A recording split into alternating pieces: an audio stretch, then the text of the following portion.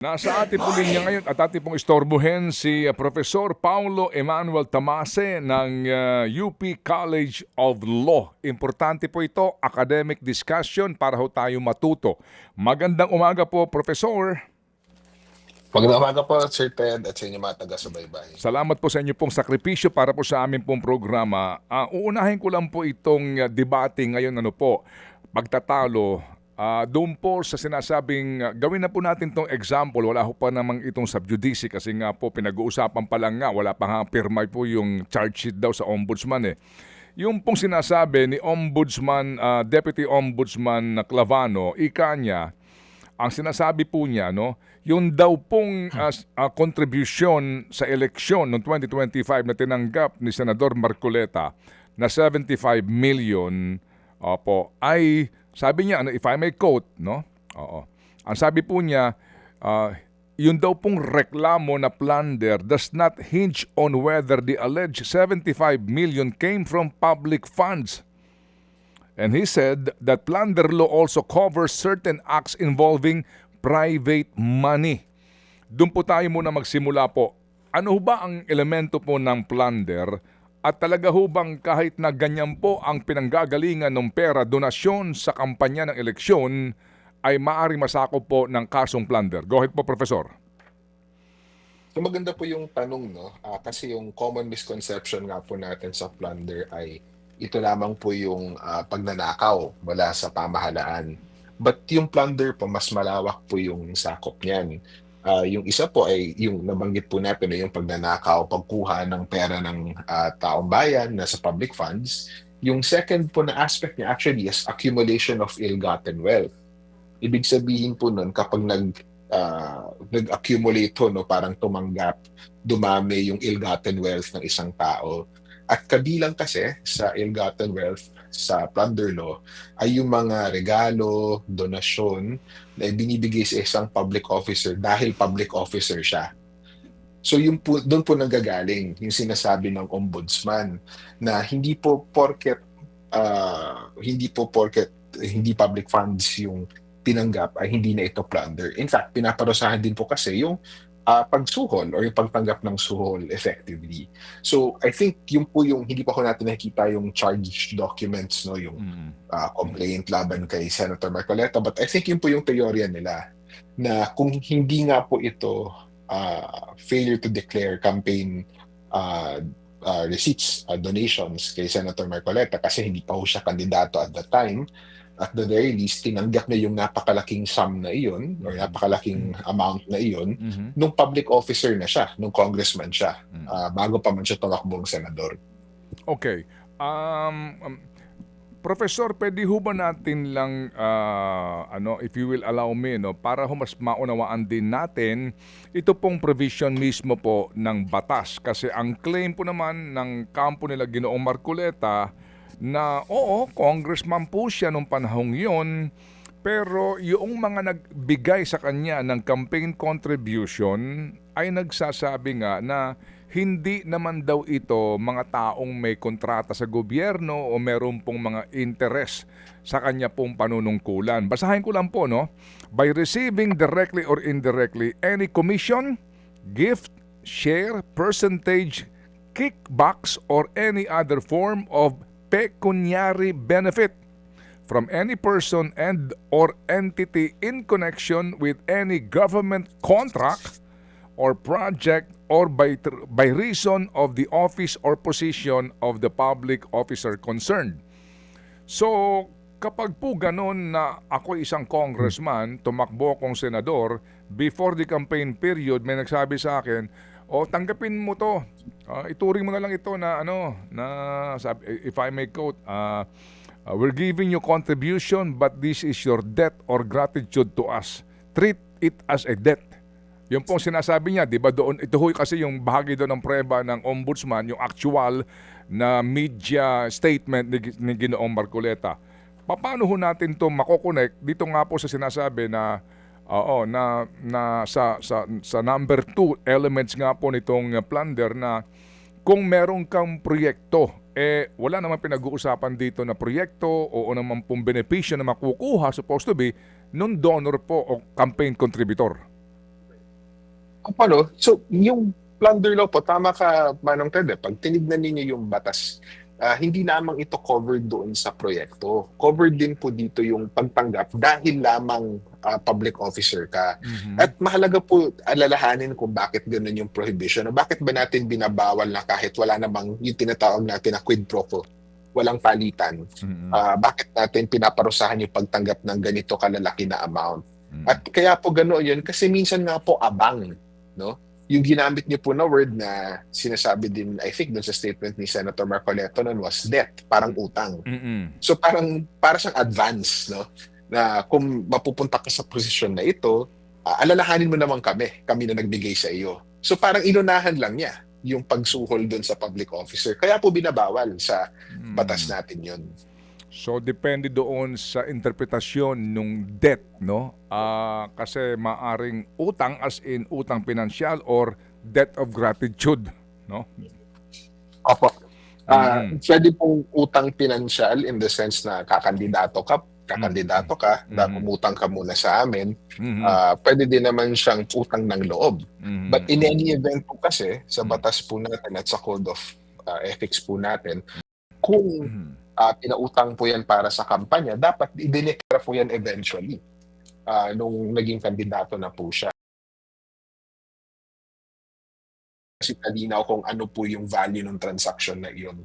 Mm. Opo, pero attorney, professor, sabi naman nila na-dismiss nga ng COMELEC yung kaso na hindi ito sinama sa kanyang statement of contributions and expenditure during the election.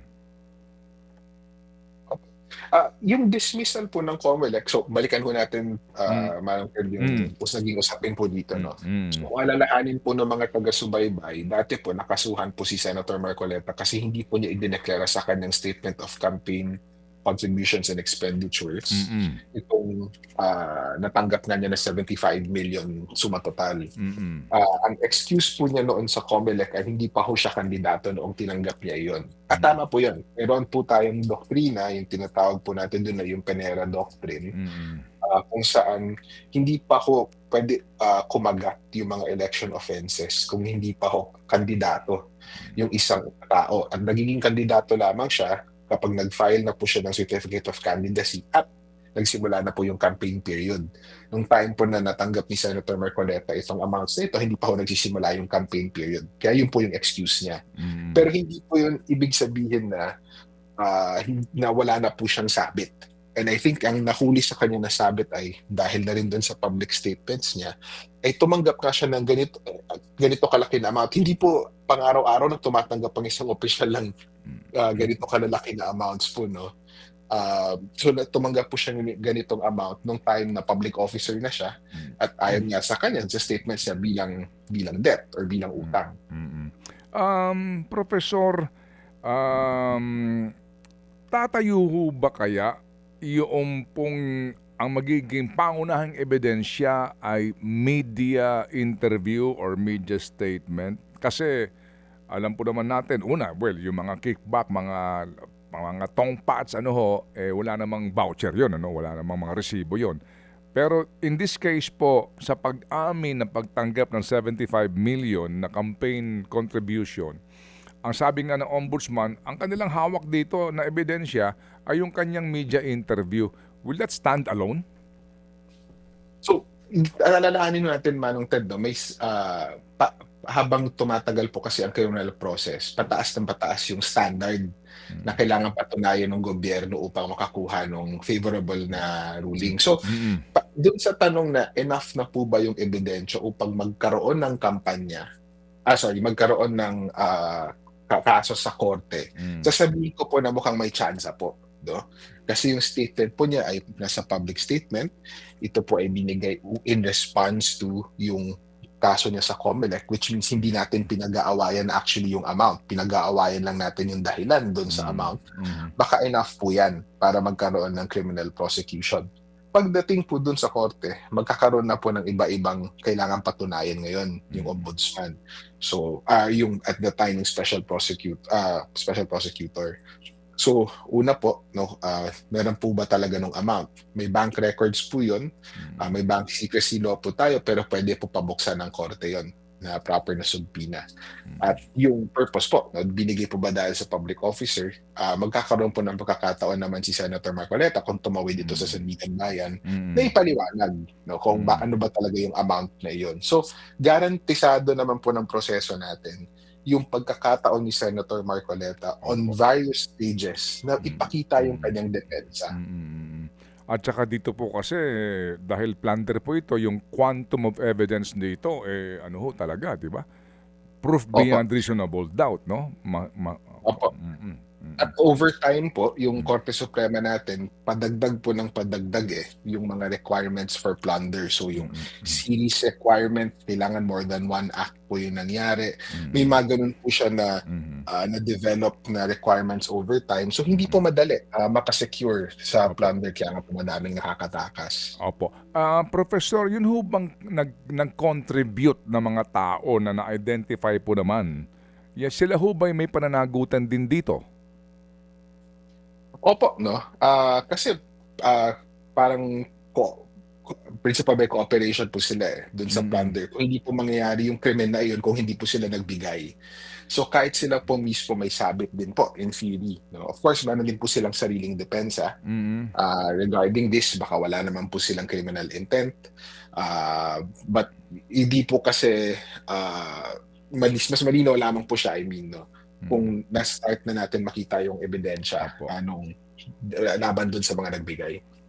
So kumbaga, in case isama po sila, pasasagutin din sila sa kanilang panig itong tatlo na umano yung nag-contribute.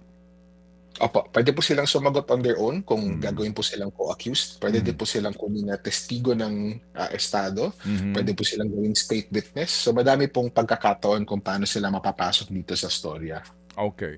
Sige po. So, Professor, yun lang pong sinasabi na mahirap diyan kasi pag na-file mo yan sa Sandigan Bayan, maglalabas ng agad-agad ng arrest warrant at walang piyansa yan. Makukulong ka agad dito yung pong inaakusahan. Gaano ho ba, paano ho ba naglalabas agad-agad ng arrest warrant ang Sandigan Bayan, ang hukuman po sa gantong mga uri po ng kaso na ang parusa nga po ay maximum penalty? Maganda po yung tanong ninyo, no? Kailangan po natin actually alalahanin na hindi porke yung ombudsman ay maghahain ng isang information or criminal complaint, yung magsisimula ng kaso sa korte na mismo, ay mag-i-issue ng warrant ang korte. In fact, yung trabaho ng korte ay i-evaluate yung ebidensya na dadalhin ng estado ng ombudsman, tapos sila mismo magde-decide kung mayroon bang probable cause, no?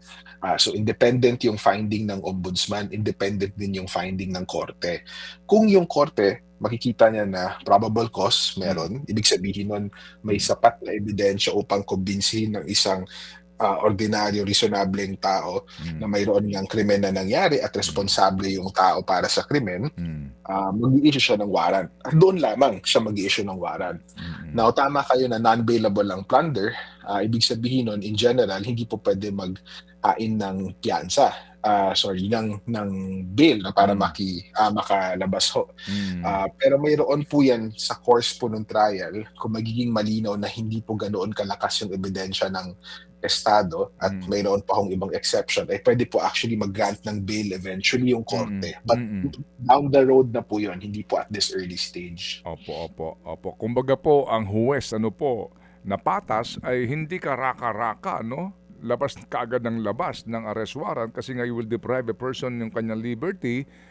Depende po doon sa bigat ng hawak na ebidensya na iaharap ng prosecution. Kaya nga po sa ngayon may mga petition for bail at inaalam po, di ba? Kung sila ba'y karapat-dapat na makapagpiyansa. Ito po yung mga nandidiyan na, pero in this case po, hindi agad-agad maglalabas ng arrest warrant, no? So, tama ko yun. May step by step po yung ginagawa ng ating Mm. proseso na Mm. habang tumatagal yung criminal process, pataas din ang Mm. pataas yung requirements para sa Opo. estado yung kailangan nilang patunayan. Opo, okay. Sir, dito po sa plunder, 50 million po ang threshold, no? Opo. Right? Opo, okay. 50 million. Kapag 1 million, halimbawa, Ano po, hindi na po plunder 'yon, pero ano, meron ho bang kaso ang isang public official kung 1 million yung kanyang contribution? Sabihin na po natin, "Oh, bigyan kita 1 million, ituring mo 'yan na utang. Lista mo muna, Opo. utang mo sa akin." Kapag ho 1 million, below 50 million, papaano kaya? O kaya 49 million, papaano po kaya? Puwede po 'no, so yung provision po na binanggit niyo kanina, yung binasa niyo po kanina, nakikita din po 'yan sa RA 3019, sa Hmm, Anti-Graft and Corrupt mm, Practices Act. mm, So kung below 50 million, puwede pong doon pumasok. So, Manong Ted, kailangan natin i-clarify lang 'no, yung bawal kasi na nangyari base dun sa mga version na nakikita natin sa mm, media, mm, hindi naman yung, pagtanggap lang ng kahit anong regalo or kahit anong mm, gift 'no mm, or mm, consideration. Yung pinagbabawal dito yung ganoon kalaki na amount at mukhang dahil congressman si Senator Marcoleta or by reason of his public office. mm, So kahit mas maliit yung amount na iyon, kahit 5,000 lang yung kahit 10,000 lang, mm, puwede pa rin siya pumasok, sa criminal law natin sa RA 3019 or yung Anti-Graft and Corrupt Practices Act. Ang pinagbabawal kasi dito ay yung public officers natin dapat hindi mm, tumatanggap ng ganito na mga regalo in advance, mm. or dahil lang sa kanilang posisyon kasi baka magkaroon sila ng utang ng loob doon sa nagbigay sa kanila. Opo, so ibig sabihin po, may kaso pa rin. Hindi nga lang po plunder, pero according po sa ating pong Anti-Graft and Corrupt Practices Act. Yan po yan. Opo, tama po. Okay, may tanong lang po si Chacha bago kami mag-good night sa inyo. Sorry, attorney, naistorbo po Okey po. namin kayo. Okay. Oo. Yes po, Professor, may binabanggit din dun sa mga naging pahayag ng ombudsman. Ang sinasabi nila, yun daw pong pagtanggap in tranches. Ano pong explanation dun? Gaano katibay yung ebidensya na yun? Well, importante po 'yun sa plunder. Kasi ito nga po yung unique sa plunder, eh. Ang Mm. requirement po niya ay series of transactions. Ibig sabihin, may sunod-sunod po na pangyayari. So kung tingi-tingi yung bigay 'no, 25, 25, 25 muna, pasok po talaga yun sa plunder. Assuming nandiyan po yung other requirements kasi series of transactions po siya. So kailangan tignan yung history nitong Plunder Act, eh. Noong 1990s 'no, sa dami ng corruption allegations, nag-decide magpasa yung Kongreso ng mas matindi, effectively na Anti-Graft and Corrupt Practices Act, but for ditong malalaking amounts. At for some reason, doon sa batas natin sa plunder, may requirement na series of transactions. So yung sinasabi ng ombudsman na tranches, isa yun sa mga elemento ng plunder na kailangan nilang patunayan. Na kailangan hindi lang isahan na nangyari ito, hindi siya one-time payment, kailangan Mhm. Mm, parang may longer term na relationship doon sa tao na nagbigay dahil nga doon sa series of transactions. So, mm, ginawa yun initially upang iwasan yung baka naman kasi kung piloso po yung mm, magbabayad, mm. itingi-tingi niya para Oo. hindi po pumasok sa plunder. Oo, So oo. ito po, pasok po siya kasi Oo. kahit tig 25 po yan natanggap, ang total po niya is 75. Oo, oo, hindi Okay. siya titignan na parang isa-isang 25. In Oo, oo, totality yung oo. pagtingin dito. Oo, series. Opo, Series. kasi kung hindi po combination or series, 'di ba, lalabas po siya sa plunder kasi ang Mm. sasabihin lang po, Mm, isa-isa lang ano lang yan, eh, below 50 eh. opo. Oo. So yung tinitignan ng batas parang nilalamp niya lahat yun. So Okay. combination or series of transactions po yung ginagamit Opo. nila na wording. Sige po. Mhm. So, Professor, ito lang po, no? Doon kasi sa binabanggit nyo na 1 million, graft yan. Ano po? Pero ano ito na, ngayon po naman, di ba, mayroong ang senador tumanggap ng contribution mula sa kontratista sa kanyang lugar. Paano po yun? Kasi ito hong mga ating mga mambabatas, marami sa kanila po, no? Tumatanggap po ng contribution mula sa mining company. Tumatanggap po sa kung kani-kanino negosyante. Deklarado ho naman nila sa kanilang sose. Paano yon kung ganun po na klarong-klaro na yung kanyang campaign contributor may conflict of interest? Hindi siya makakasuhan ng graft kung siya po ay nagdeklara sa kanyang sose? Well, hindi po siguro, so ganito po manang term 'no, I Mm, think mm, una mm, kailangan mm, nating kilalanin maraming butas itong election mm, financial mm, disclosure mm. laws natin. And yung korapsyon sa pamahalaan, nagsisimula yan sa pangako sa halalan. Mm, So, kung seryoso tayo about corruption, itong flood control, etc., kailangan balikan natin yung mga batas natin na yan. mm, Sapat pa ba sila? Kasi parang ang dami pala niyang butas na mm, nalalaman lang natin in the last 2 years. mm, But doon sa particular niyo na tanong, Ah, meron po kasing yung contractor po na example, bawal po talaga kasi tumanggap sa ilalim ng batas, no? Yung pagtanggap from contractors, yung mga gumagawa po ng ganitong proyekto, isa po sila dun sa prohibited sa pagbibigay. So, mayroon pong, hindi po siguro 3019, baka pumasok po siya sa election offense. So, mayroon po kahit papaanong sasalo. Ang problema lang, hindi na rationalized yung penalties para rito. Kasi, 'di ba ho, yung hindi po siya nakatali lagi doon sa amount, parang ang laki ng factor ng timing. So, ang dami pong pwedeng butas na pwedeng Oo nga. lusutan. Oo, kaya nga ngayon pati itong si Comelec inabsuelto, 'di ba? Ngayon, itong ilan na mga may isyung gano'n na mismo yung involved sa flood control project na kontratista, campaign contributor. Opo, kasi posible naman po talaga na kung dineklara niya sa kanyang SOSE, baka hindi na po siya kasama doon sa offense na yung failure to disclose. But marami pa kong batas na kino-cover yan. Potentially kasama din po ang RA 3019 or yung Plunder Act, lalo na kung yung kandidato ay public officer na noong tumatakbo siya. So yun po yung nangyari actually kay Senator Marcoleta. Kung hindi po siya kongresista nung tumakbo siya at tumanggap siya ng amount na iyon, maiintindihan po natin kung bakit hindi siya pasok sa plunder. Unfortunately, kongresista na po siya. And therefore, may exposure po talaga pag ang public officer ay tumatanggap ng ganoon kalalaki na amounts. Kasi wala naman pong, hindi naman po basta-bastang regalo lang yun or parang personal friendship. Usually, may strings attached po kung ganyang kalaki. Okay, sige po. So, Professor, muli po, thank you very much sa inyo pong mahusay na paliwanag. Kami po ay natutuhan na naman sa inyo at aantabay po tayo, no, sa development po ng kasong ito. Salamat po, Professor. Maraming salamat din po. Magandang umaga. Thank you, Professor Paulo Emmanuel Tamases. Mga kapatid, patuloy po kayong tumutok sa 105.9 True FM para sa totoong balita, impormasyon, music and entertainment. Mag-subscribe sa aming YouTube channel at podcast at sundan nyo kami sa Facebook, Instagram, X at TikTok sa True Network PH. Bisitahin din po ang aming official website, truefm.ph. At panoorin din kami sa True TV Signal, Channel 19. Kami po ang 105.9 True FM. Laging true sa'yo, kapatid. Dito tayo sa totoo, tunay at tapat.